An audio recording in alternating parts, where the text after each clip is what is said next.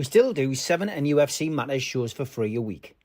But if you want to support the channel, there are a few ways of doing it. Hit the like button on each live broadcast or video. This helps the channel grow.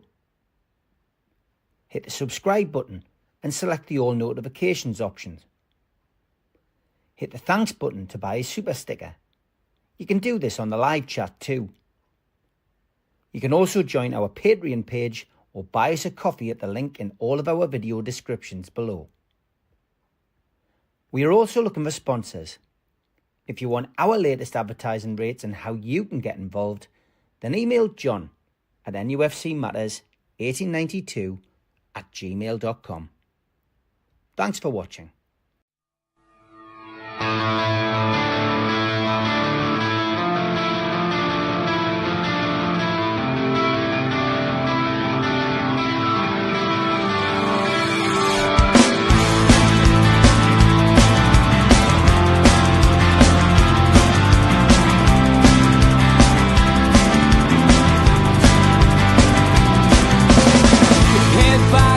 Critics attack. It feels like I've been talking to myself again.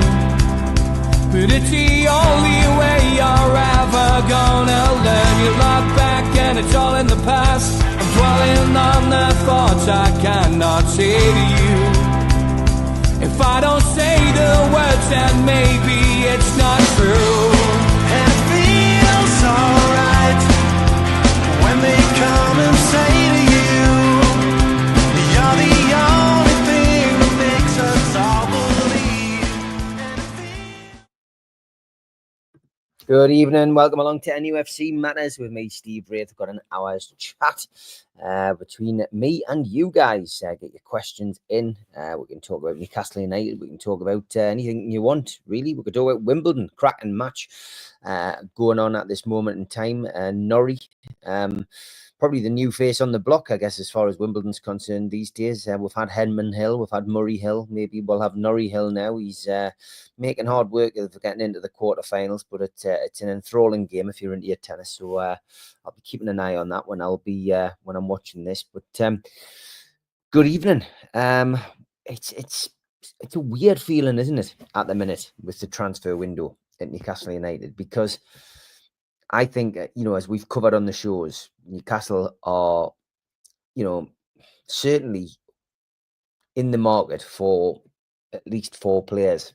And we've talked about it quite a lot, in the build-up to the end of the season and then into that mini window and now into the window proper. And ultimately, the issue I think we've got is with Eddie Howe turning around and, being quoted in the media saying, I want players in early. We've got a bit of a panic going on social media. Now, I've got to remind everybody that the transfer window is open until the 1st of September. Yes, there's an urgency to get deals done. But you know what?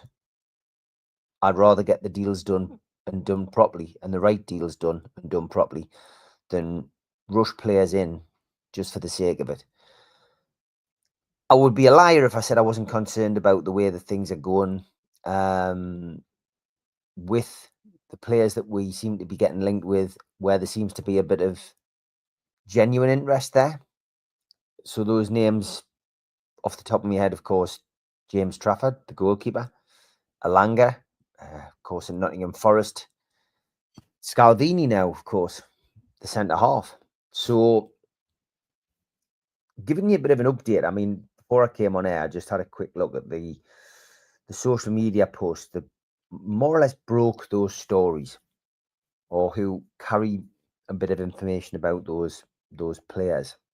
The last concrete stuff that we had from the media was last month. In fact, if I'm going to push the boat out, I would say probably May. In fact, the 11th of May. Craig Hope. Newcastle have spoken to Burnley about goalkeeper James Trafford, but an initial asking price of close to 40 million means a deal is not close. He followed that up with expectation James Trafford will be an NUFC player next season. So we haven't had a great deal from the media since that kind of article that Craig Hope wrote. Moving on to Alanga, Craig Hope 2 days ago said an agreement for Alanga is now closed. Talks ongoing tonight. Now, I've seen a few people in our messages under the professionals video in particular, quoting Stu Penman, because Stu obviously said, from what he had heard, we could expect to see Alanga, maybe he's unveiled Monday, having photos done, medical, etc. Now that wasn't Stu saying it's definitely happening. He just said that's what he's heard, and that of course gets picked up by some people as gospel and spread, and that's why we don't tend to speculate on here. I'll have to watch the show back, but I know that Stu did mention it because I thought, oh well, that's interesting, because he asked Mitch if he'd mentioned it, and that's how it went. But Stu didn't say it was definitely happening, but it was a comment which ultimately does get blown out of proportion. That's what happens, But yeah, the Alanga thing has got legs clearly, and Craig Hope coming out with phrases like Newcastle on the verge of agreeing a deal with Nottingham Forest for Anthony Langa after a £55 million offer. It tends to suggest that he knows more than maybe others. Barry says Stu's usually pretty close. Interesting. Barry, have you got the latest list? I don't know whether you've sent it over to us. I haven't checked yet. Now, Fabrizio Romano, I think I mentioned when I did my last live talking, I genuinely, you can't fault the bloke for effort. He puts a lot of stuff out there, but what kind of stuff is he actually putting out? I think he's putting out stuff that literally is just picking up from global news websites around the world, But his latest on Scalvini isn't a very positive one. He said he's one of the main names on Newcastle's shortlist for this summer. Understand there are also more clubs keen on Scalvini and involved in the race. Not an easy deal with Atalanta, but initial approaches took place. So that sounds quite negative. It doesn't sound as if Newcastle are the front runner. It doesn't sound as if Newcastle are the only team interested in Scalvini. And it also sounds as if he's saying that, we'll probably have a difficulty dealing with them. So it's not a positive window at the moment. And that is only going to get worse as time goes on. But I think the message that I want to put across tonight really is like, we just need to, I think I'm preaching to the converted on this platform, but we do just need to calm ourselves down, and that's the message really that you want to pass out there. Don't get worried and concerned. The transfer window is open until the 1st of September. And if we haven't made any signings before the season starts, that would be a time to get worried. But we've got still just under 2 weeks until our game at Celtic. But it is disappointing. It is disappointing at the moment. I can understand people's disappointment. Stu makes a good point. Gonna have to wait and see if Alanga turns up for Forest's pre-season training, maybe tomorrow. And I think that's important. John talking about Eddie's comments. He was sending a message to others at the club. It was very un-Eddie-like and a bit worrying. And Mr. Mitchell left a short time later. Might be good. And Steve, good evening, says, I agree with your stance on not speculating, but the James Trafford deal feels really odd to me. The deal feels like it has substance, but the time it's taking suggests all is not well. And Steve, I get your pain. I understand where you're coming from. We have had to be calm for 700 days. It does have that kind of foreboding feeling. And some fans who don't normally get carried away with these things, I'm already hearing them say, oh no, this doesn't feel positive. This doesn't feel good. People who I'm bumping into and talking to about it are all feeling a little bit down. I think a couple of signings this week would change things, and certainly give people a bit more of a spring in their step, Gary's reading that Atlanta won't sell. Big bid needed for the lad. I also think Romano's pushing agents' gossip to drum up bidding wars. Yeah, I do think there's a bit of that with him, mate. I certainly do. And Geordie Toombalay says, they seem to promote negative tales rather than facts. I suppose they do it by clicks, and personally, they just make me not want to watch anymore. Yeah, I agree, mate. Even in all, you wouldn't think we just had our best season. Whinge. Training kit, no sponsor. If and when we do it, we'll be sponsor. Ruins the training kit. You're right, Dave. Yeah, there can be too much negativity. And I think that's I think that's what Mitch tries to say on every show. Don't forget, that we've just won a trophy and we've just qualified for the Champions League, and I still want to enjoy that. So I get that 100%. Barry says, Steve, I'm worried that the club's greed for match day income will force a lot of fans out of the stadium to be replaced by the corporate. Do you think we will ever be forced out of the ground price wise? It is a big worry, Barry. I know that was a question I think you pinged to George, didn't you, last week, in a different way. Corporate tickets are obviously going to be at a premium, and if and when the new ground appears, there'll be an increase in corporate areas. There'll be more boxes. There'll be probably those kind of deals that we see at clubs like Man City and Chelsea. There'll probably be an offer of a tunnel club, perhaps, where or a dugout, kind of deal where you're sitting right next to the dugout, and you're paying £12,000 a match, which is what you do with these clubs at the moment. I think there'll be a lot of that. Do I think we'll get priced out? I mean, it's pretty expensive now, Barry. We all have a price that we won't pay to go and watch football, and with matches for Newcastle more or less on every week on TV, you can usually watch the games in some way, shape, or form. More and more people will probably be driven away from it because they just can't justify spending ridiculous money on tickets. So it depends on everyone's personal circumstances, mate. But football has changed. It's changed massively in the last, since the Premier League, came in the 90s, and it is continuing to change. And I often felt the bubble would burst. I think I've said that before. I felt the bubble would burst, but it hasn't. And at the moment, that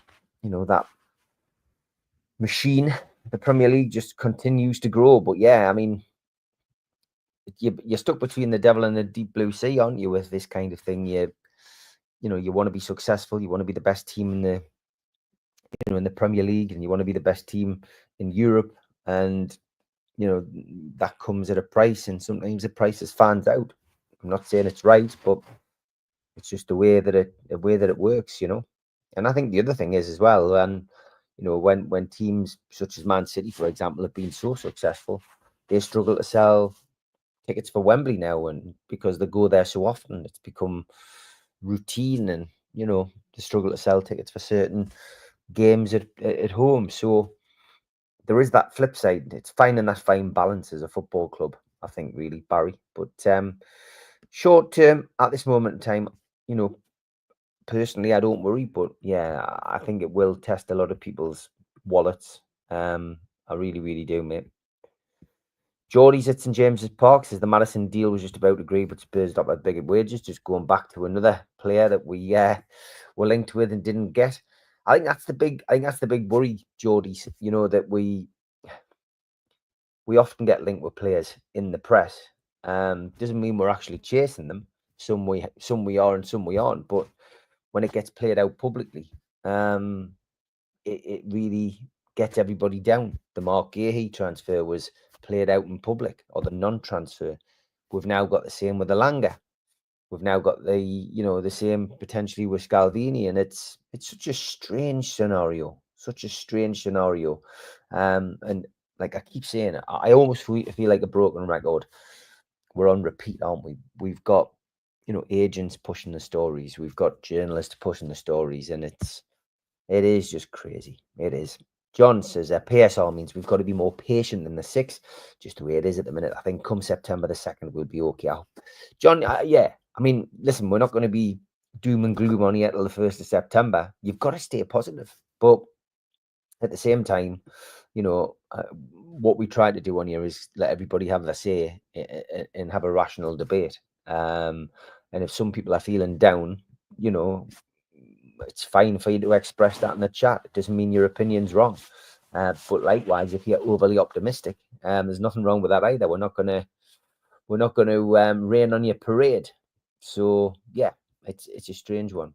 Jules, good evening. Good to see you in the chat. Hope all is good with you and the family. Thoughts, Steve, on the club's season ticket clause? If you miss 5 games in a season, it'll be revoked. It could be interesting. Yeah, I mean, I did see that, and from my perspective, it's a strange thing to put in the terms and conditions. It's one of those things which I guess the club are trying to stamp out on people sharing season tickets, passing season tickets on. We discussed this a little bit, I think, on the professionals, and it is. I think it's just the club setting the guidelines and setting the rules out. The thing is, if you miss 5 games but you follow their guidelines, you're not going to lose your season ticket. So, if, for example, Jules, you had a membership, you were on My Friends and Family, and you wanted to come to the games. I couldn't go to 5 games in the season. I said I can't go to this one, and you said, "Oh, I can do all of them, Steve. That's great." Then what I could do is transfer that ticket to you. Now that doesn't mean that because I've transferred 5 games to you that I won't get my season ticket next season because I followed the guidelines. Likewise, if I didn't have anybody on My Friends and Family, then I could put the club. I could basically give the ticket back to the club. They would sell it. I would get the face value back for it, and they would sell it at maybe an inflated price. That's what they do. They could sell it as a different price ticket, but it's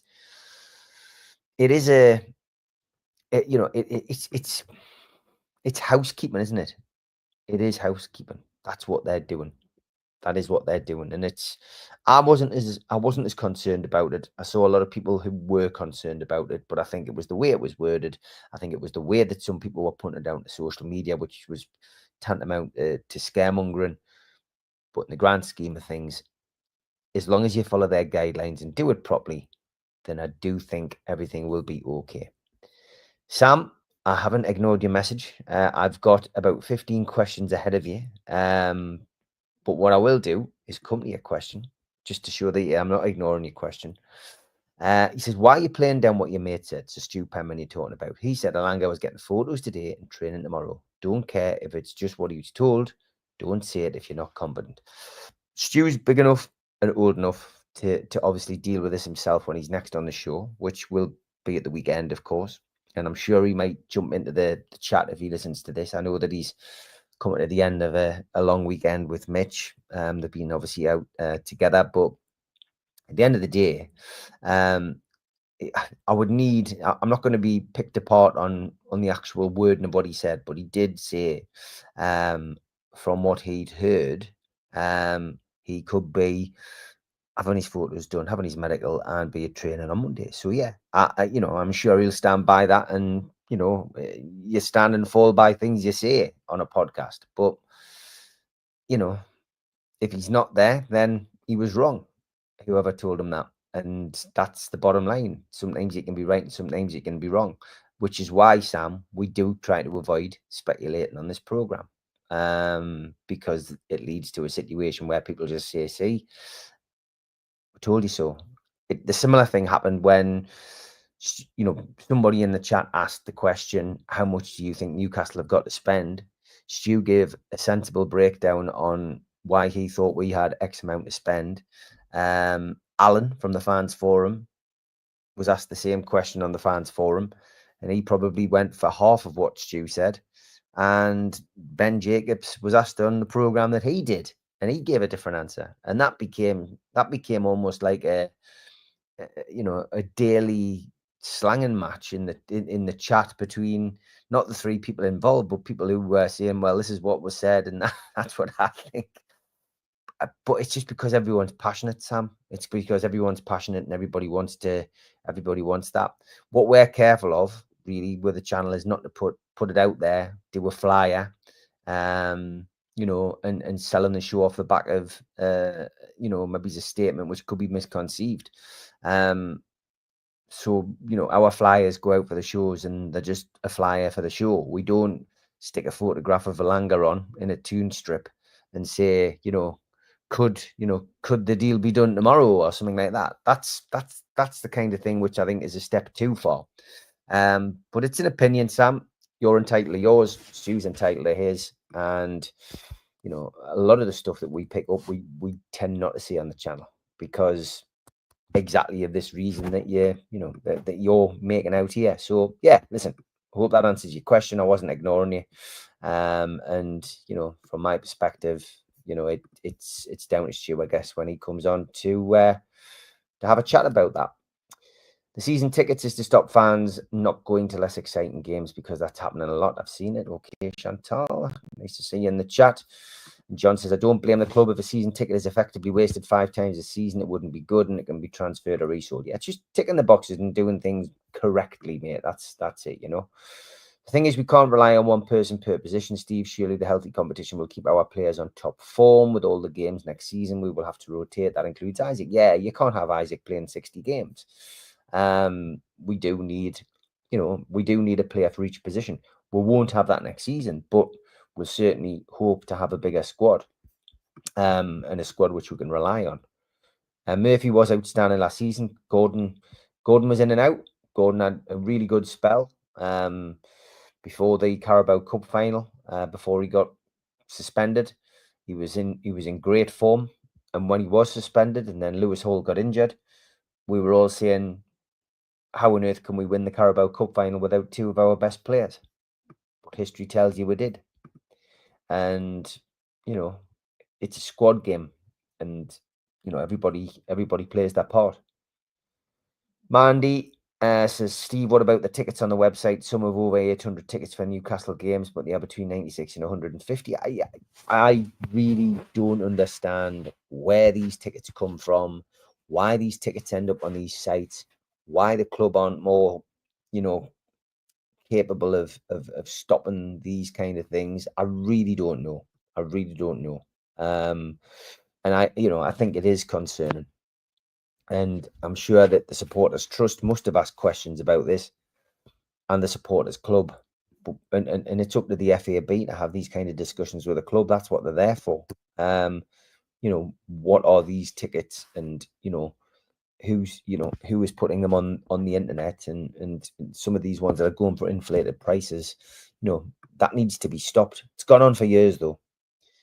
Murphy and Isaac have built a telepathic link, Barry, and I would be sad to see Murphy replaced, but I think Murphy won't be replaced as such. I think he'll, if he's fit enough and he's on form, I think he'd probably start the new season, but it would be nice to see him have some real competition.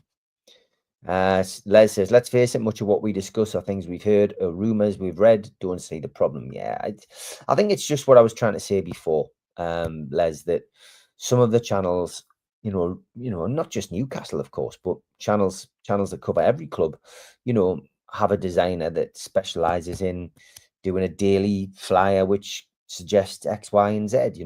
Such and such could come, this player in a strip, and that can be misleading. People can pick that up and say, that's not right. Barry says, Stu gives us some much needed positivity, and he speaks from the heart. He's very rarely wrong. Very nice of you to say so. And rumours do happen. Yeah, Geordie, you're right. And it's people who do cause those rumours. It can be agents, it can be journalists, and, it's, we've all got a responsibility as a fan, really, not to pass that on. And I think no fan is bigger than any other fan. But when you're in a position like I'm in, doing a podcast and, trying to do one each day, and like keep our viewers, on the channel, and try and give you some entertainment each day, it's my responsibility not really to fuel the fire, and not to start rumors or spread rumors. And that is what we're trying to do. But sometimes you might say something which can be misconstrued, and it's happened before when we've had Ben Jacobs on the show. Next thing you know, MSN News is putting it out as fact, and that's not great. We have to have some level of speculation, otherwise we'd run out of things to discuss. That's not a bad point, Steve. Not a bad point at all. Geordie, thank you very much, mate. Much appreciated. And, thanks for tuning in tonight. David, good evening. I have got lots of other questions. I will come back to them. I know John Askew would put a few in. Thank you, John. I was interested to know, Steve, how did you come to know our mutual friend Bob Smeaton? I met him through his White Heat days and mutual friends with his music or acting through. David, I met him through football, through our love of Newcastle United. We've just literally followed each other's careers, and Bob Smeaton's a double Grammy winner. He's somebody who he obviously worked very closely with Jeff Wanfer, who I knew, who did the Beatles anthology. He also did the Jam documentary called About the Young Idea. He did a documentary about the Doors. He's worked with every big band that I actually love. You know what? So we followed each other on social media, and then out of the blue last year, he contacted us. We met up for a coffee, and over the course of this year, we've worked together on stage a couple of times, and we've got a mutual respect for each other, and we both get on. But he's a bit of a legend, Bob, and as you say, White Heat in particular. I took him to the Irish club once last season, and Steve Hasty was in his element because Steve's a proper fan of White Heat, so it was certainly a fanboy moment. I'm sure Steve doesn't mind me saying that, but Bob's such a lovely bloke. It was great, and yeah, Bob's great. When he's up in Newcastle, I always meet up with him, usually for a coffee. It's very handy having a podcast like this during the close season. Thanks, John. I mean, we could switch off like most people, and but people enjoy it, and the lads who are on the podcast still enjoy coming on and talking about Newcastle and giving you a bit of entertainment. So yeah. Anthony, good evening. We need 2 in every position: Gordon, Barnes, Isaac, Kasula, Alanga, Murphy, quality front 6. Yeah, I mean, we do need strength and depth, especially with the Champions League. Darren, good evening, mate. Looking forward to seeing you on the fans forum tomorrow. Murphy to go on the bench, best I can offer him. Darren, at the end of the day, he's, whatever happens with Murphy, he is really such a good squad player, and he could still do a job for us next season. So yeah, but it's who he's fit, isn't it? It's who he's fit. Scott says Alanga does have a load of assists this year and has got pace to burn, which is great for counter-attacks. Do you think we need the number 10 to break low blocks, though? I do, but I'd love to see a Peter Beardsley type player, somebody who can unpick a lock and a creative midfield player. There's so many different things we could do, but a lot depends on what system Eddie's going to play. Is he going to keep the same system? He's going to have Isaac up front as his first choice. Of course he is, but is he going to play 2 up front? It depends if he gets somebody capable of playing alongside Isaac, but he's going to have to mix it up. And, I'm hoping, I know that Eddie and the backroom staff will have learned so much from that previous time in the Champions League. If you think back to the previous Champions League campaign, the 2 games where we were really outclassed were against Dortmund. Dortmund had our number, and they were, that for me was like that was a bit of a wake-up call, and that's what we had to learn about. How do you break a team down like Dortmund? We couldn't do it. They stifled us, they closed us down, and we couldn't break them down. And having a lock picker is what you need for next season to beat the likes of Fulham, Bournemouth. Those games that we religiously struggled. Brighton, religiously struggled to beat these teams sometimes, not just away but at home. So yeah, I think we need a lock picker. We can't go into the season with Isaac and Asula, Steve. I agree. Yeah, Rob, we couldn't do that, mate. I wouldn't put you through it. But you know what, Rob? Your flyers are fantastic, mate, and you help us promote the show, which is great. I love listening to the amigos and the professionals, but never trust a man who puts his Christmas tree up on the 1st of September. Yeah, that's his missus, isn't it? Which is always funny. Neil Calvert, I hope you're well, mate. Thank you for tuning in as usual. If I were manager of the team in the bottom 10 in the Premier League, I'd pack the defence and midfield against us and play for a draw, which is what a lot of people do, White Heat were superb, and Bob's brought a new album out as well. Give Bob Smeaton's album a listen, Tim. It's excellent. We do seem to take a while to get these players signed up and on the pitch with a shirt. Other clubs look at the players, make a bid, and then within days they're signed up. Yeah, man, Mandy, I agree. It has that feeling, doesn't it? But that's because it's all played out in the media, and then it seems to take, and Newcastle seem to be looking at players for years, so it's a bit strange. I'd like to think Trippier stays, Neil. Yeah, I would like to think he stays. I certainly would. John Askew says, Peter Beardsley, what a player and what a guy. I'm not sure we realised just how good he was. Imagine him in the current team. Dreaming, yeah, he would be fantastic, wouldn't he? And Barry says it's frustrating that a lot of times it's the players' wages that stop us from competing with other clubs. PSR is a pain in the backside. Yeah, I would agree. Jules, thank you for doing your promotion as well. Jody Timberlake, I am watching the tennis final set, and yeah, Norrie was 6-3, 7-6 up in the first 2, then lost the next 2, 7-6, 7-6. He's 2-0 up in the deciding set. So fingers crossed he can you can get through, that would be great. Okay, halfway through the show, Chris, where's that half hour gone? Quick break, back after this. A big thanks to all our sponsors, Skips and Bins. You can find them at their website, skipsandbins.com. Contact them at www.skipsandbins.com/contact. Say hello to low-cost waste disposal with pay-as-you-go and contract waste management. A big thanks to Mr. Vicky's Sauces, handmade in Cumbria. You can find them at their website, mrvickies.co.uk, email info@mrvickies.co.uk, or telephone 01768 210 102. Thanks to our fanzine sponsor, United Group Travel. There are no strangers on our tours, just friends you haven't met yet. 2 crew driver and courier, local family company, 3-star plus quality hotels and no interchanges.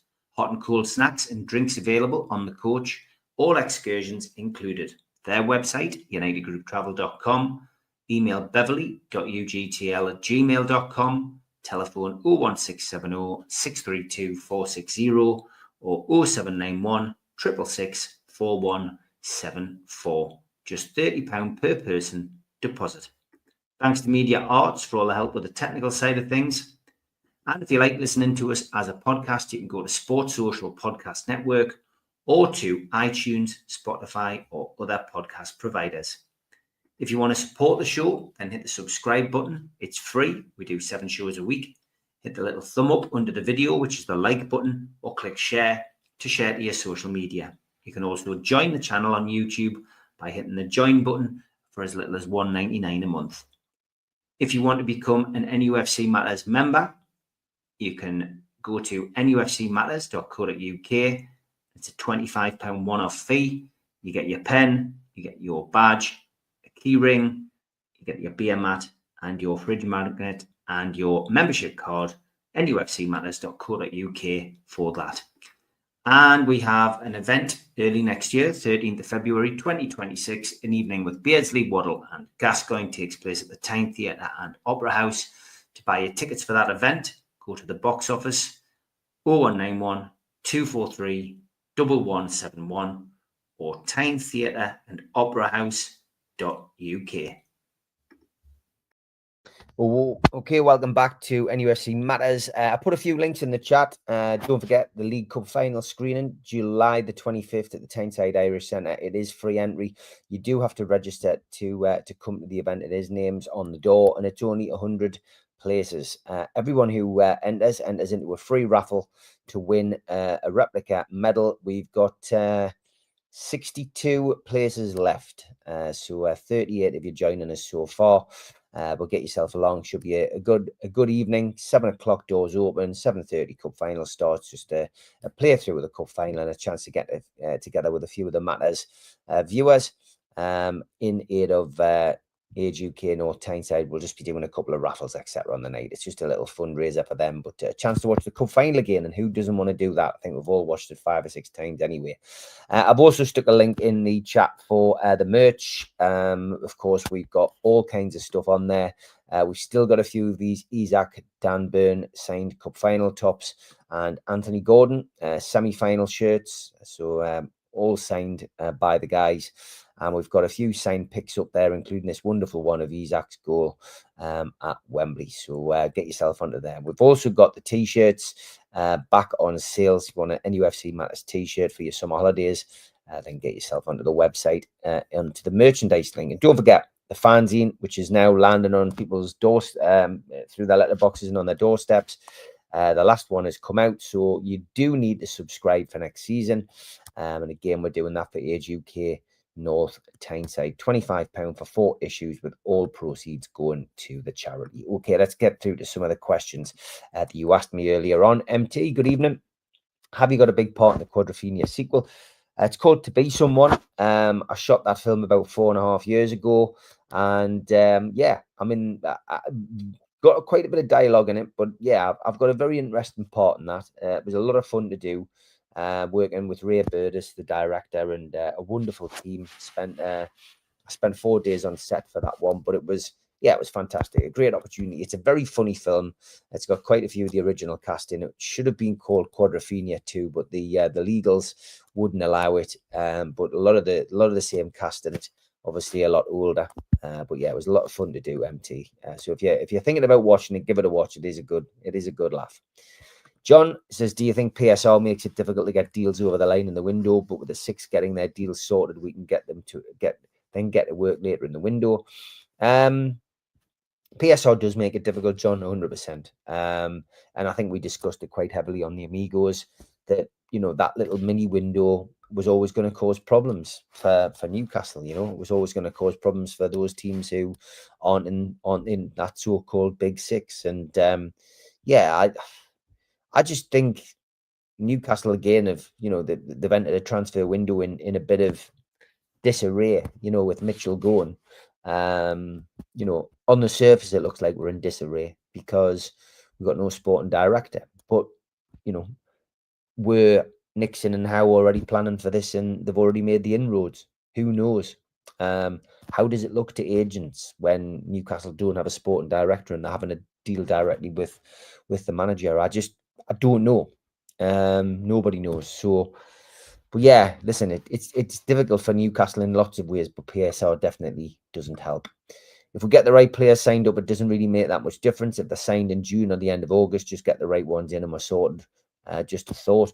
Yeah, and I mean, they've got to be, if we're going to sign Premiership like quality players like Alanga or Trafford, people who've played in the Premier League, they will be training with the clubs that they're with and, will be coming in fit. Maybe not Eddie Howe fit, but they will be coming in fit. But it's as long as we sign players. I'm not particularly bothered when they come in. Ideally, you want them in before the start of the season, but ideally you want quality players. That's what we need. There's a lot of talk about right-sided forward, centre-back, centre-forward, but do we need a midfielder as well? Of course, this is the question somebody asked in the first half. A long-term injury to Joe Linton or Tonali really wouldn't be good. You saw how badly we struggled without Tonali and without Joe Linton, last season. He's a linchpin, and losing Joe Linton was a big, big blow. So for me, losing Elliot Anderson was a huge blow as well, because he genuinely could have done that role. Lewis Miley needs game time. How is he going to get that game time? League Cup, FA Cup, of course. You hope Lewis Miley can step up. People forget how many games he played that season when he had to step up. The last time we're in the Champions League. Has he improved? How is he looking now? Hopefully it's a big season for him. But do we need another midfielder in? Only Eddie Howe knows. Is a top 4 finish a bit too much to expect in the upcoming season? I think it's difficult for us to start predicting until we know what the squad's going to be like. I think if we've got 4 players in before we play Aston Villa and Liverpool, and they're 4 quality players, or improvements on what we've got, and we haven't lost any key players, I still think Newcastle can give a good run for the money in the league. But I won't make a prediction until before we play Aston Villa. So I'm not going to answer that question as a prediction yet, but I'll give it in August like everybody else. Will our performance in 25-26 be largely dependent on what happens in the remainder of the window? Of course it will, John. Of course it will. That's the key. We need to have players in. If we don't have players in, we are going to struggle with the amount of games that we've got. And, it's as simple as that. You've answered your own question, I guess. Do we need to accept at this stage of the project A grade signings are not really possible? It's fine to make signings and still keep us progressing. As long as the players that we have are coming in are improvements on the players that we've got, that's the way to do it. And constantly bring in younger players as well, because amongst the younger players, we're going to find some diamonds in the rough. It's as simple as that. But we do need to be bringing in players who are going to improve the squad every time. Steve, I've heard the other guys' opinions on Harvey Elliott. Do you think he will be a good signing? Do you think he fits the Eddie Howe blueprint? I watched him in the under-21s, and I thought he was a good turn. Certainly can finish. He can put the ball in the back of the net. He's the kind of player who Eddie Howe, I think, would like. I don't think Newcastle would go in for him. This is again my opinion. I don't think they would go in for him as a cash signing. maybe it would be a player exchange deal. You know, lots of rumours about Anthony Gordon, and I hasten to add rumours about Anthony Gordon. From what I've seen from Gordon's, you know, the way that he is, the way that he talks, and he wants to stay here and he wants to stay here long term. But would Newcastle be tested by an offer from Liverpool? And would he be tested with an opportunity to go to Liverpool? And then would Newcastle maybe look for cash on a player? Maybe that's the way that Elliott could come to Newcastle. Do I think Newcastle would go and spend money on him and bring him in? I would say no. But I think Eddie Howe could work with him. And I think he is an Eddie Howe type of player, but I would hasten to add, where would he fit into our team? Would he start every week? It's, you know, and again, bringing in somebody like that is great, but he's going to want first team football, isn't he? I think. Do you think the delay in announcement regarding the potential new stadium is because the Saudis want a bigger one after this, after the scenes after our victory celebration?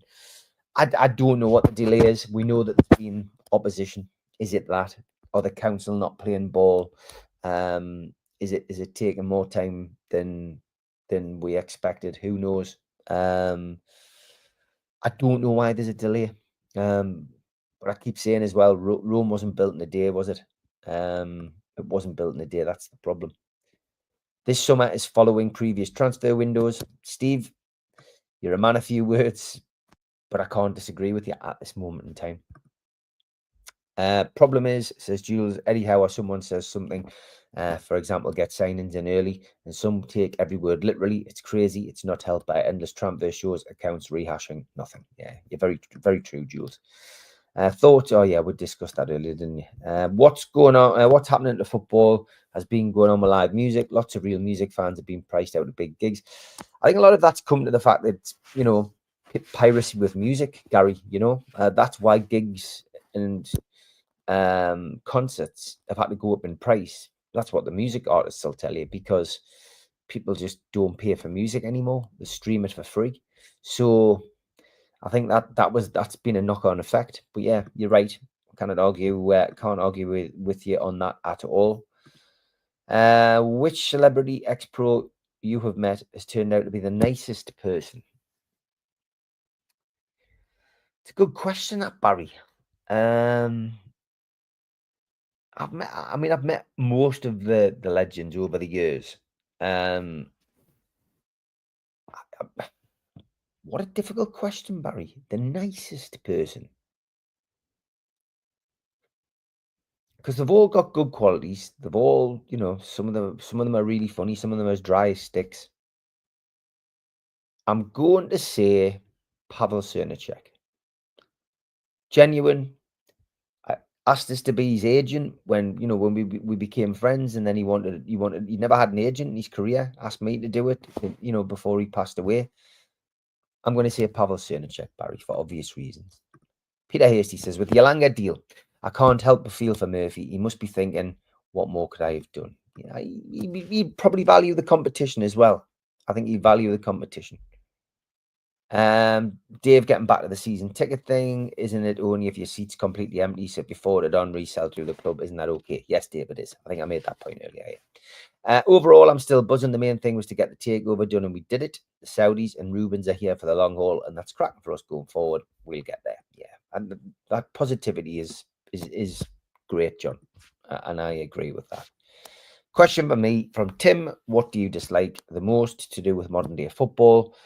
VAR, 100%. Don't like it at all, and still needs perfecting and to be worked out.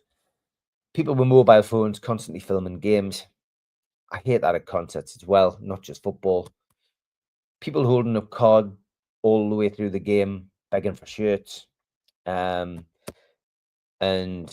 people leaving 15 minutes early to go to the bar at half time and then leave 15 minutes early before the end of the match.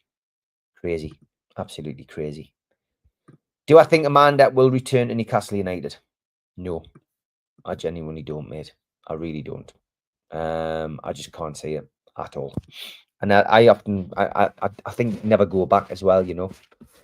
If she did, would she be involved with the women's team rather than the men's team? I don't know. I think there's been too much water gone under the bridge with that. Do you think there's a few hidden gems out there, and will we be the club to unearth them? Vital for progress, particularly with PSR. Yeah, John, I still think, and I think I mentioned this the last live Q&A I did, Newcastle still need to work more closely with the likes of Wallsend Boys Club, Red Youth Boys, and other boys clubs in the area. Work with Gateshead as well. Build better links with Gateshead. That's what I would do. But yeah, they seem to be picking up lots of kids, lots of young lads who are highly spoken about, and that is the way forward, really.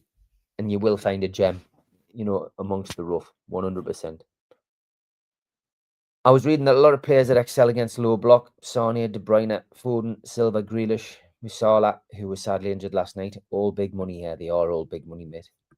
Anthony says they've took Champions League money, they've got season ticket money, they've launched more strips than Mad Mick and Idols. So I'm confident they'll announce signings soon. Anthony, I love that bit about Mad Mick. That's brilliant, mate. Do all clubs have so much movement upstairs? We seem to have changed everyone but Yasser at this point. No, I don't think they do, Dave. I don't think at other clubs, I might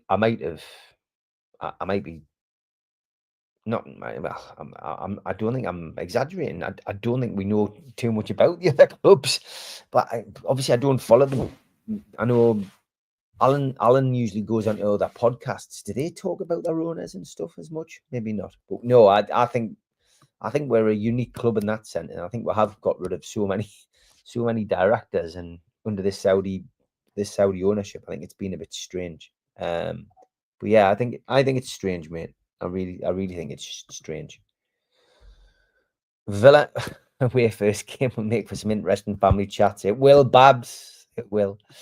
Where have you gone, Steve? I'm still here, Steve. If the club don't sign anyone again, what happens to the squad?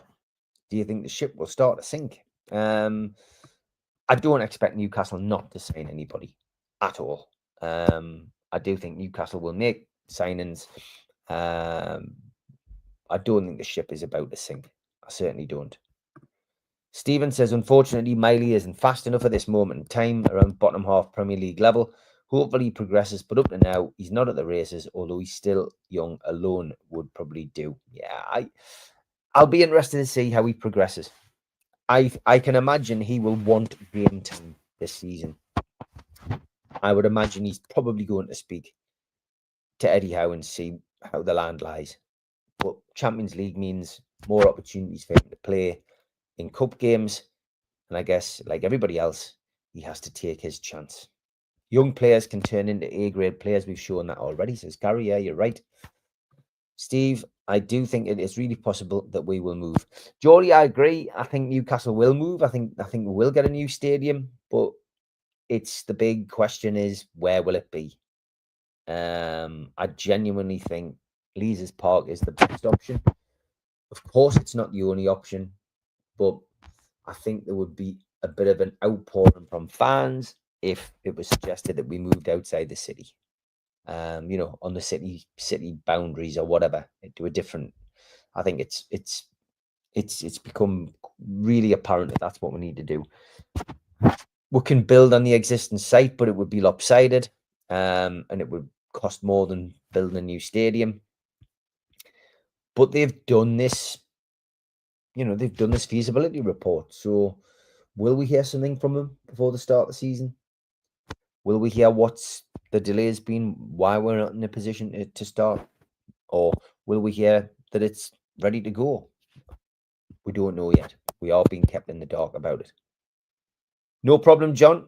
You used to say Whiteheat in town far and wide. Yeah, great band, Whiteheat. Pavel, rest in peace. Yes, Les, he's a big miss. Since our last Champions League campaign, we've lost Almiron, Anderson, Wilson, Kelly.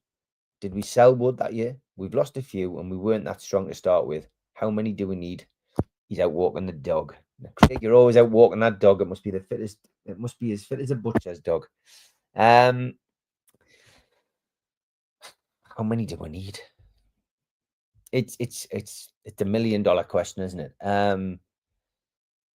I've settled for 4, but there have to be 4 starters, Craig. The more the merrier for me, but we need to have at least 4, and we need a centre forward who can come in for Isaac. We need a midfielder, creative. I would prefer a creative midfielder. We do need a right winger, and we do need another centre half. I think another ball playing centre half would be great. But we do. I would go for another centre half, and I think the goalkeeper position is well and truly covered. However, I've already gone on record the back end of last season saying I wouldn't be bothered if we didn't get Trafford at this moment in time. I genuinely think we could go through another season with Pope and Dubravka. I think we needed strengthening in other areas. Some people agreed, some people didn't agree, but I think we definitely need a minimum of 4, Craig. Whether we get that though, I don't know. I really don't. Hasty's an uncommon name. I wonder if Steve and I are related. I have family from the Gosford area. Peter, I'm not sure. You might do. He's on Friday, so maybe pop into the chat on Friday and ask him. I'm going to see Oasis Heaton Park. Can't wait. They sounded class in Cardiff. Jackie, I'm going as well to Heaton Park. Looking forward to it. We do need a centre back, another midfielder, a striker, a right winger, and a keeper. That's without anyone leaving. Stephen, yeah, I mean, I think we all agree on the positions. I don't think anyone's disagreed on that as well. John says they seem to do VAR very well on the competent. Why can't we learn? I've got no idea. I don't know how we've managed to make it such a pig's ear of it, which is basically what we've done. Steve, I'm fascinated with club history pre-70s. Is there any player from that period you would have loved to have met or seen play? Pre-1970s, before 1970, I would love... Well, I mean, I met Jackie Milburn when I was 10. And I met Jackie Milburn, Bobby Cowell, Joe Harvey at the same time. I was not 10, I was 12, wasn't I? 12, 1984. But I'd love to have seen them play. I'd love to have seen that team play. I would have loved to have seen the Fez Cup final as well. I've heard so much about it. I've met the lads and got to know Bobby Moncur and Pop Robson really well, and Willie McFall and all of those kind of lads. It's not my team, but I would have liked to have seen them play. Do you think Keegan would be an ambassador for the club in the future? No, I don't, Steve. I really don't think he'll do that. Kevin's happy out of football. He's happy doing the after dinner stuff. I don't think Kevin would do that at all. I watch a lot of different podcasts. All of them are much the same regarding complaints, arguments, disagreements. We are not alone in this matter. Cheers, Geordie Tune for life. I did think that. Steve says, sorry, I should have been more specific how we can't come see you. Oh, yeah. Steve, what I do on this show, it's just a bit more relaxed. And for me as well, I feel quite ignorant if I've got something on in the background, i.e. the tennis tonight, where Norrie is 4-1 up in the final set and hopefully going through the quarterfinals. I feel a bit ignorant when I've got that in the background. And I do remember years ago, a couple of years ago, I think it might have been Jules and a couple of others in the chat were going, have you noticed Steve's eyes are going off to a tangent when he's doing this show? And it was because I was watching the TV. I've got to be honest. So it's so I don't look as rude when I'm on. That's the answer. I asked a City fan who was criticising our lack of communication with hierarchy if they heard from theirs. The answer was no. Oh, okay, Les, interesting. Did you like Sam Jack's bar for Newcastle home games pre and post match? I worked on the door there for a bit, Steve. Yeah, I did. It was a good atmosphere. Sam Jack's was good. I also liked back in the day, been some great places. We had the number 9 bar in Stowell Street, which was absolutely bouncing for about 5 years. The Irish Club has always been a good place. They had the number 9 bar above the Irish Club at one point. But my favourite pre-match bar, Steve, over the years was the Farmers. And it used to have the Farmers Rest at Haymarket. It's no longer there. But they used to have a great jukebox in there. And that was where I did my first pre-match drinking as an 18-year-old. Always loved that place. And I love Bourgoignes as well. I used to sell the fanzine in Bourgoignes. That was great.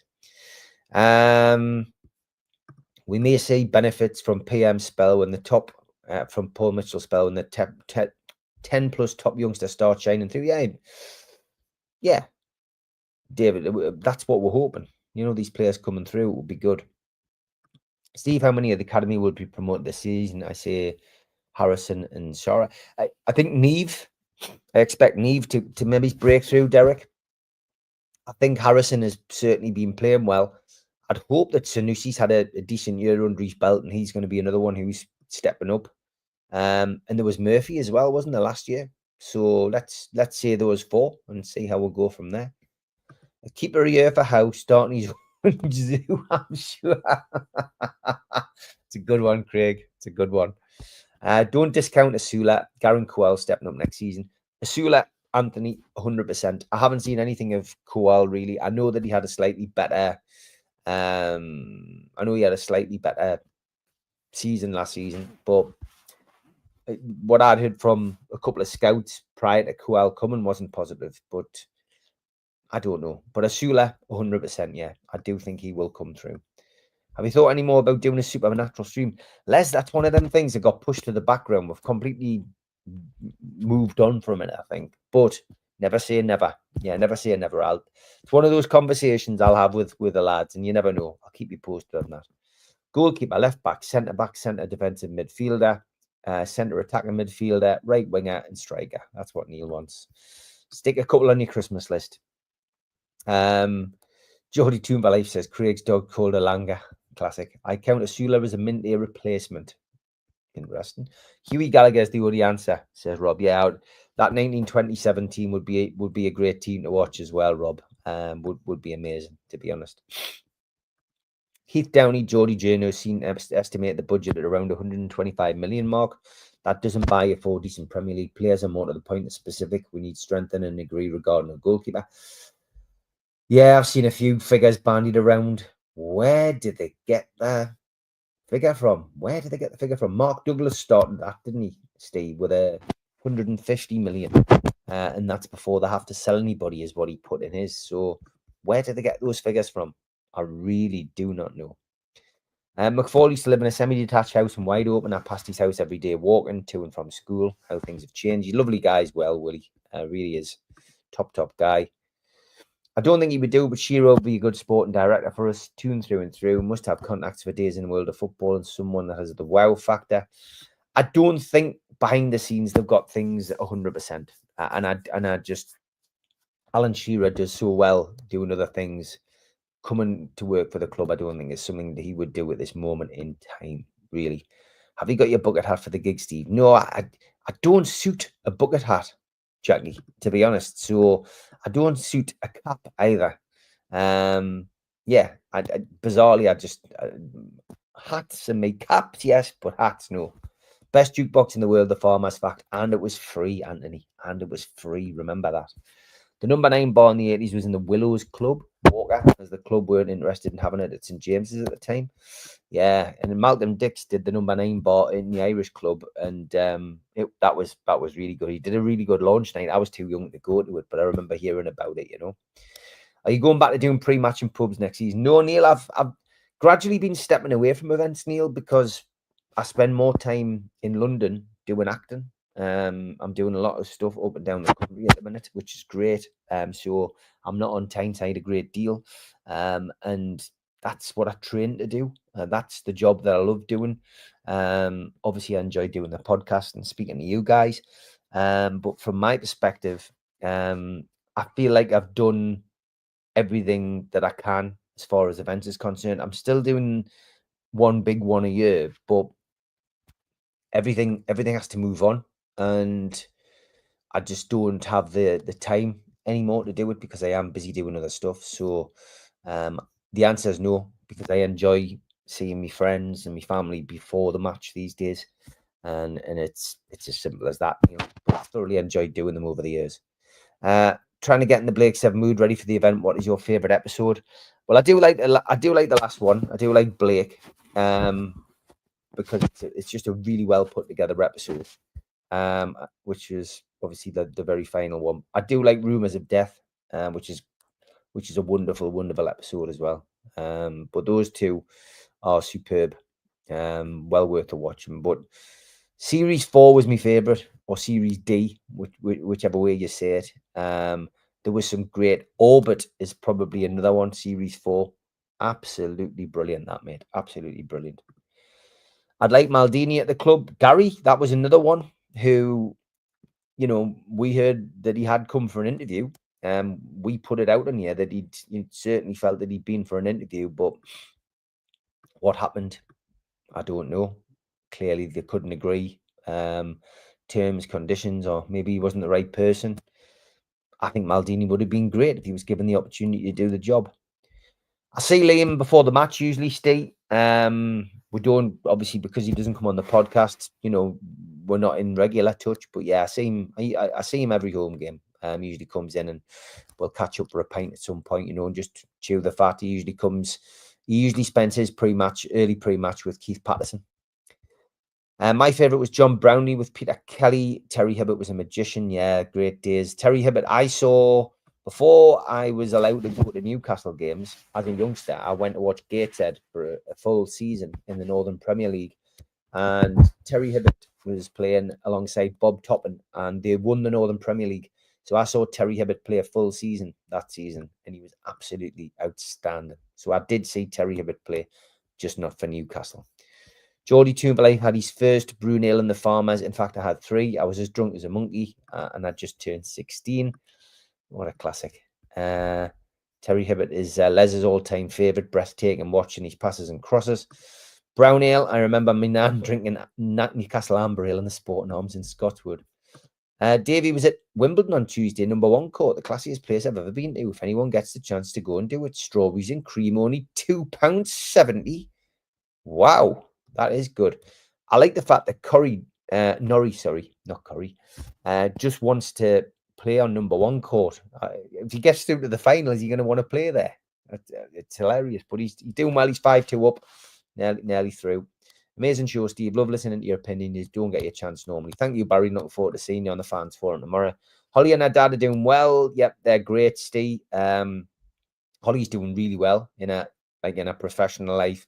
I've seen on her social media she's just been away on holiday. I think she's been to Greece, I think it is. But yeah, her and her dad are doing really well. And again, don't see much of them. We'll keep saying we'll catch up, but it'll happen when it happens. But yeah, she's she was great. She was fantastic when she was on this show.